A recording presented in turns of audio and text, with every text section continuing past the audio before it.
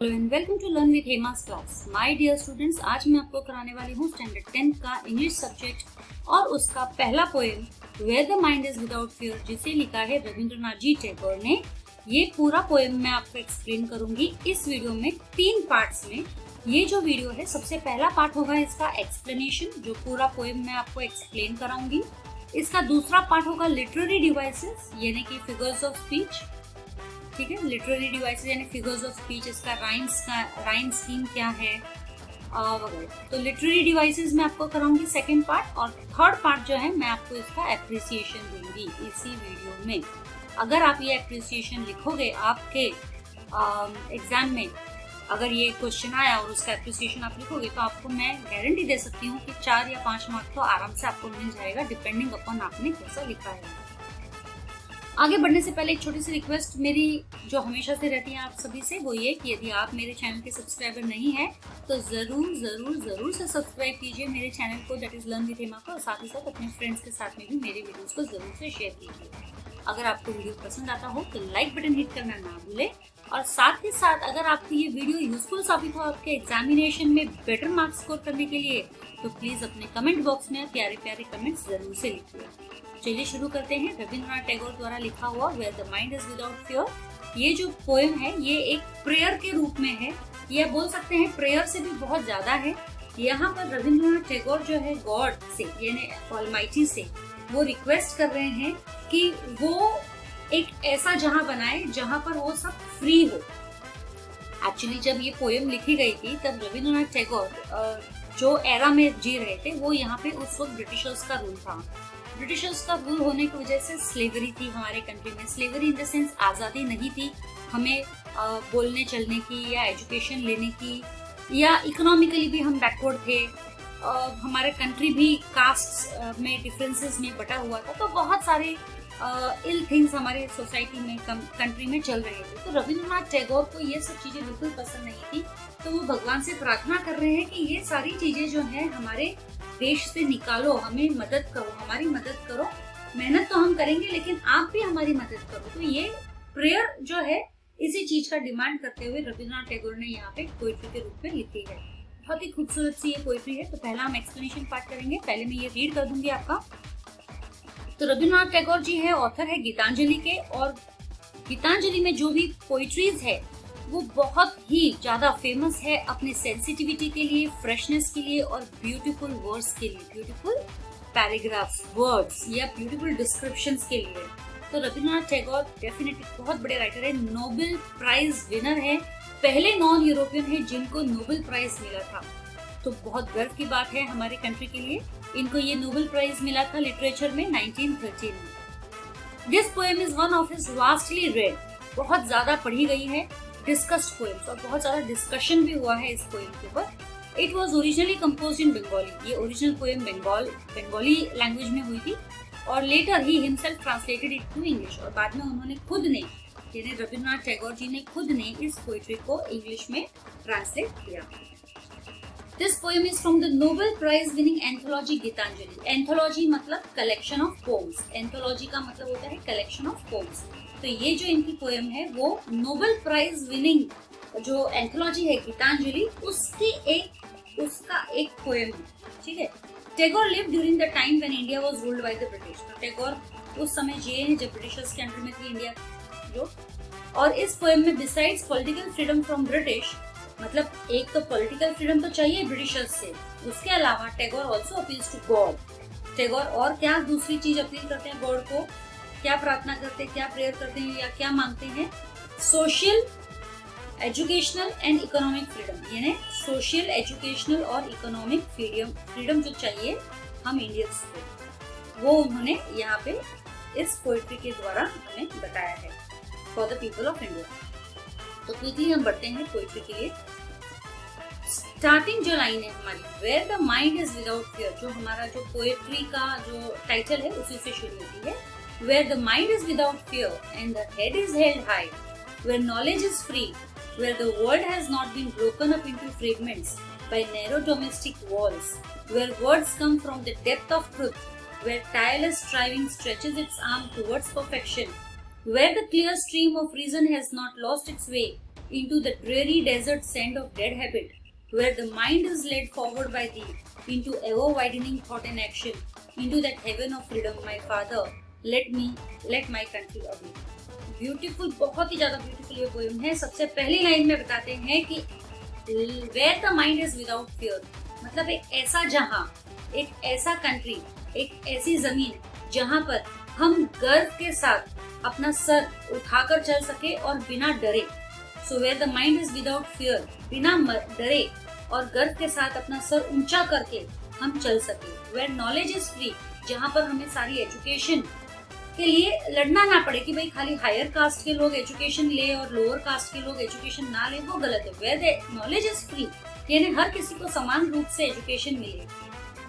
Where the world has not been broken into fragments, और जहाँ पर अब हमारी कंट्री में ही आप ले लो कि हमारी कंट्री में, इंडिया में, जब इंडिपेंडेंस के पहले की बात कर रही हूँ कि बहुत ही छोटे छोटे फ्रेगमेंट्स में हमारी सोसाइटी बटी हुई थी, यानी कास्ट सिस्टम में बहुत सारे कास्ट हमारे सोसाइटी में थे और जिनके कारण जो है हमारी सोसाइटी जो है एकजुट नहीं थी, यूनाइटेड नहीं थी, डिवाइडेड थी। तो इसीलिए where the world has not been broken up into fragments by narrow domestic world, अब यहाँ पे ये वर्ल्ड यानी अपनी कंट्री के लिए बोल रहे हैं कि अपना कंट्री जो है ये एक नैरो पार्ट्स में डिवाइडेड ना हो, सब लोग एक होके रहे, एक इक्वालिटी से रहे। और जहाँ पर जो भी कोई इंसान अगर कोई कुछ कहता है तो वो पूरे दिल से सच्चाई कहे, ट्रुथ कहे। That is where words come out from the depth of truth, मतलब उसे झूठ का सहारा न लेना पड़े, वो बिंदास होकर सच बोल सके। या कभी डर के मारे भी लोग झूठ कहते हैं तो उसका झूठ का सामना ना करना पड़े, बिंदास होकर एकदम सच कहे। Where tireless striving stretches its arms towards perfection, tireless striving stretches its arms मतलब अब हम लोग उस वक्त फ्रीडम स्ट्रगल कर रहे थे। फ्रीडम स्ट्रगल के दौरान अगर हम हार मान लेते और लड़ना छोड़ देते तो क्या हमें फ्रीडम मिलती? नहीं मिलती, या मिलती तो भी बहुत लेट मिलती, या जितनी आजादी आज हम फ्रीडम के साथ में रह रहे हैं उतनी फ्रीडम के साथ नहीं रह पाते थे। इसीलिए तो where tireless striving stretches its arm towards perfection, हमने नॉन स्टॉप अपनी मेहनत, अपना एफर्ट्स चालू रखा और हमें जो कामयाबी हासिल हुई, परफेक्शन मतलब जिस चीज के लिए हम काम कर रहे थे यानी कि आजादी के लिए, वो हमें आजादी मिले। Where tireless striving stretches its arms towards perfection, वो हमें मिले। Where the clear stream of reason has not lost its way, where the clear stream of reason has not lost its way, इसका मतलब है कि हम जो भी सोचे वो बिना किसी दबाव के सोचे। Where the clear stream of reason, मतलब हमारी जो सोच है वो बिना किसी दबाव के है, एकदम फ्री माइंड से लिया हुआ सोच है, हमने किसी की जोर जबरदस्ती में आके नहीं सोचा है। तो हैज नॉट लॉस्ट इट्स वे, यानी कि फ्री होकर एकदम खुले दिमाग से हमने कोई भी डिसीजन लेना है या कुछ भी सोचना है। Into the dreary desert sand of dead habit, dead habit मतलब वो जो हमारे रिचुअल्स होते हैं जिसके कारण हम फ्री होकर कोई काम नहीं कर सकते हैं या सही गलत के बीच में फैसला नहीं कर सकते हैं। Into the dreary desert sand of dead habit, dead habit मतलब यहाँ पे कहा गया है जो ट्रेडिशनल हमारे कस्टम्स होते हैं, रिचुअल्स होते हैं, जो बहुत ही हार्मफुल होते हैं कई बार।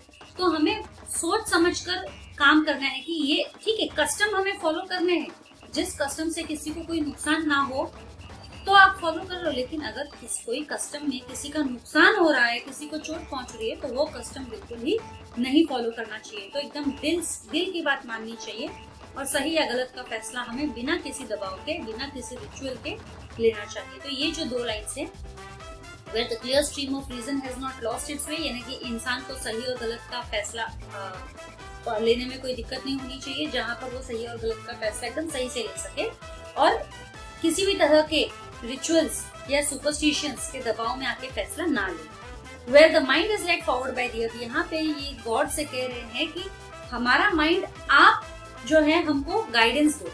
Where the mind is led forward by thee, that means God से, thee यानी यहाँ पे गॉड के लिए यूज हुआ है, ऑलमाइटी के लिए यूज हुआ है कि आप हमें लीड करो, आप हमें रास्ता दिखाओ, आप हमारा मार्गदर्शन करो। Where the mind is led forward by thee, यानी ऐसा जहाँ पर हमारा माइंड जो मतलब हमारी सोच या हम जो भी काम करते हैं वो आपसे प्रोत्साहित होकर, आपसे मोटिवेटेड होकर हम करते हैं। Into ever widening thought and action, और ever widening मतलब कि freedom with freeness, without any stress, without any tension, without any worries, into ever widening thought and action.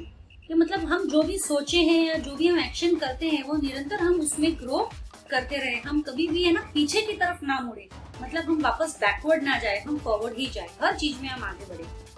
और ये जो थॉट एंड एक्शन है, तो गॉड से ये प्रेयर कर रहे हैं कि आप हमें गाइड करो और यहाँ लेके जाओ, कहाँ लेके जाओ, into that heaven of freedom. मतलब आजादी मिल गई तो वो हेवन के समान ही हो गई।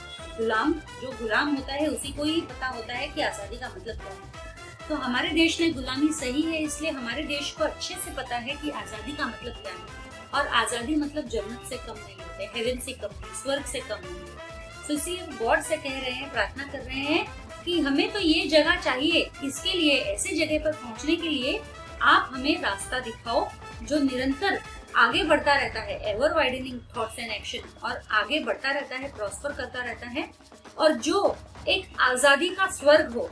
Father let my country awake, let my country awake मतलब let the people of my country awake. ठीक है, अब ये मेरा एक्सप्लेनेशन पार्ट खत्म हो गया है। अब हम करने वाले हैं इस पोएट्री के लिटरेरी डिवाइसेस, दैट इज इसका राइम स्कीम और इसके फिगर्स ऑफ स्पीच। सबसे पहले राइम स्कीम की बात करें तो इस पोएट्री में कोई भी राइम स्कीम नहीं है, ये पोएट्री फ्री वर्स में लिखी गई है। हाँ, कैसे लिखी गई है? फ्री वर्स में, यानी कि प्रोज ऑर्डर में लिखी गई है, यहाँ पर कोई राइम स्कीम नहीं है। तो ये इंपॉर्टेंट है, फ्री वर्स वर्ड यूज करना। There is no rhyme scheme, this poem is written in free verse form. अब हम आते हैं इसके फिगर्स ऑफ स्पीच की तरफ। तो पहला फिगर ऑफ स्पीच हम जो करेंगे वो है एलिट्रेशन।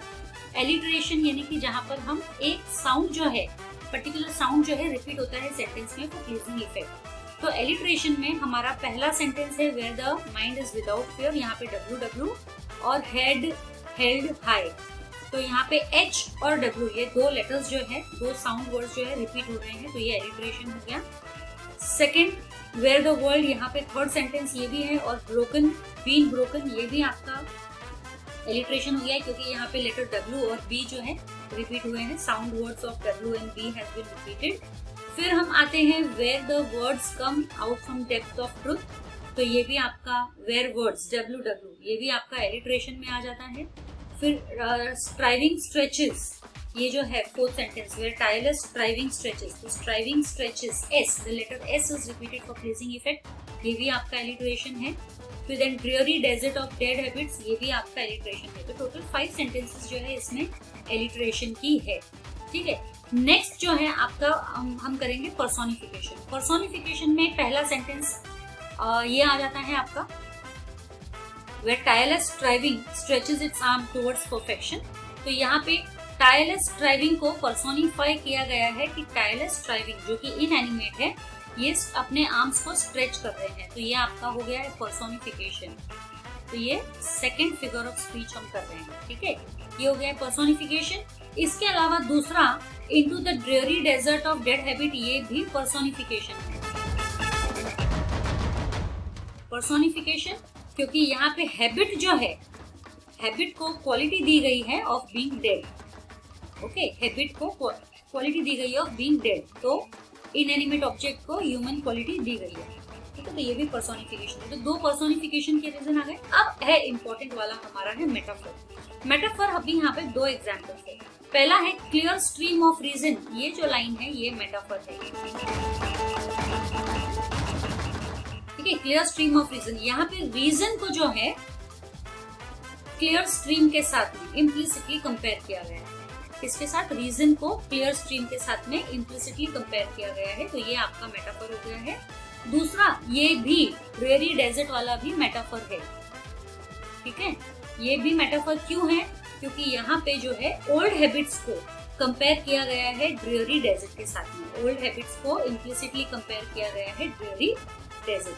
अगला हमारा जो फिगर ऑफ स्पीच है वो है सिनेक्टिकी। सिनेक्टिकी का मैं स्पेलिंग आपको यहाँ पे बता देती हूँ, SYNECDOCHE, इसे हम सिनेक्टिकी कहते हैं। ओके, सिनेक्टिकी में यहाँ पे क्या हो रहा है, लेट माई कंट्री अवेक, यहाँ पे कंट्री वर्ड किसके लिए यूज किया है? पीपल के लिए यूज किया है। तो कंट्री यहाँ पे stands for the people of the country. Okay, तो when one word stands for something other, तो दैट इज कॉल्ड सिनेक्टिकी। दूसरा है यहाँ पे एपोस्ट्रोफी यूज किया गया है। एपोस्ट्रोफी यहाँ पे the poet is addressing the almighty, यानी कि where the mind is led forward by thee into ever widening thought and action into the heaven of freedom, my father। तो यहाँ पे बात किया जा रहा है गॉड से, my father, यानी गॉड को एड्रेस किया जा रहा है तीन में। तो यहाँ पर ये जो है आपका एपोस्ट्रोफी हो जाएगा, ठीक है, APOSTROPH एपोस्ट्रोफी। तो ये हमारे फिगर्स ऑफ स्पीच यहाँ पे हो गए हैं, ठीक है। अब मैं सीधे चलती हूँ इसके एप्रिसिएशन की। एप्रिसिएशन, अब यहाँ पर इस एप्रिसिएशन में मैं आपको जो भी लिखा रही हूँ वो अगर आप सेम टू सेम लिखते हैं डेफिनेटली आपको 4 मार्क्स to 5 मार्क्स आराम से मिल जाएंगे इसके अंदर, क्योंकि इसके अंदर सारी चीजें आ गई हैं जो हमें एप्रिसिएशन लिखने के लिए जरूरत है। जैसे पोएट का नाम, टाइटल ऑफ द पोएट, इसका सेंट्रल आइडिया क्या है, इसका राइम स्कीम वगैरह क्या है, या लिटरेरी डिवाइसेस क्या यूज किए गए हैं, everything has been included over here and in a proper paragraph form. तो देखिए, Where the Mind is Without Fear by Rabindranath Tagore. The given poetry titled Where the Mind is Without Fear was written by Rabindranath Tagore, an Indian Nobel laureate of great respect throughout the world. This poetry was written by the poet when our country was struggling for freedom under Britishers' rule. This poem is a prayer where the poet seeks the Almighty's attention for the nation's unity and in making our motherland great. The poetry is written in a free verse. It has no rhyme scheme. The poet refers to God, the Almighty, as his father. The poet envisions overall development and growth of the country's people spiritually and wants them to awaken themselves from the bondage of slavery that has spread them. The metaphors used in the poetry have a deep impact on us, and repetition of words like where after every line gives each line a musical effect. The line where tireless striving stretches its hand towards perfection personifies our ability to persevere and reach out for perfection. The central idea of the poem is that it urges humans to come out of fear that has become enshrined into our heart. He wished for a virtuous nation without any malice. He wants everyone to be ready with every possible knowledge without being restricted by age-old beliefs and inhibitions that have always held us behind. He writes this poetry with great patriotism and expresses his keen desire to have a nation which is liberated not only in the form of a nation but holistically, where everybody is a well-known, well-off citizen and is free, socially, economically independent and educationally powerful. So with this I end up my video. That's all for today. We'll soon meet in the next video. Till then, stay safe, stay secure. Thank you.